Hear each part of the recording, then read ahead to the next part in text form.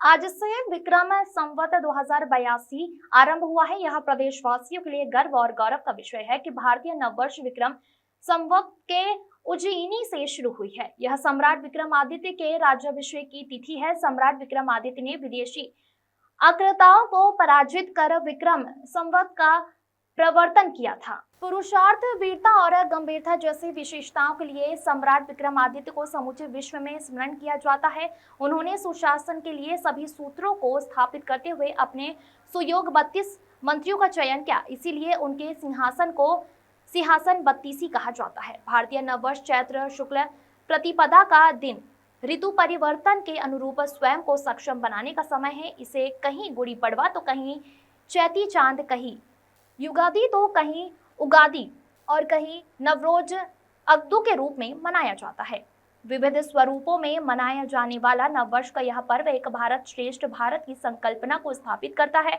इसके साथ नवरात्र का आरंभ होता है। यह 9 दिन आरोग्य साधना और कायाकल्प के लिए होते हैं। नव संवत्सर की तिथि षष्ठी निर्माण की तिथि है।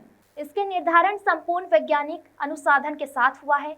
इसे मानने की परंपरा व्यक्ति, परिवार और समाज तीनों के स्वस्थ जीवन और समृद्धि को ध्यान में रखकर शुरू की गई है। यह हमारे पूर्वजों के शोध की विशेषता है कि हजारों वर्ष पहले पूर्वजों को ग्रह की गति और नक्षत्रों की स्थिति का पूर्ण ज्ञान था और इसे गणना को ही वैदिक घड़ी कहा जो गया है।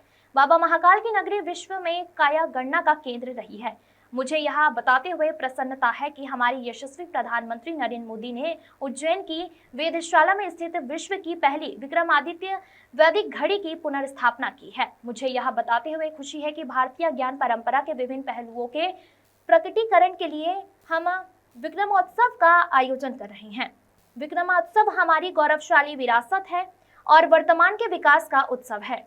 यह उत्सव 26 फरवरी से प्रारंभ होकर 30 जून तक चलेगा। इस 125 दिन तक चलने वाले उत्सव में विविध सांस्कृतिक और ऐतिहासिक कार्यक्रमों के साथ सम्राट विक्रमादित्य के समूचे व्यक्तित्व, कृतित्व और विशेषताओं को परिचित कराने का प्रयास किया जा रहा है। आगामी 12, 13 और 14 अप्रैल 2025 को नई दिल्ली में सम्राट विक्रमादित्य पर केंद्रित एक भव्य आयोजन होने जा रहा है।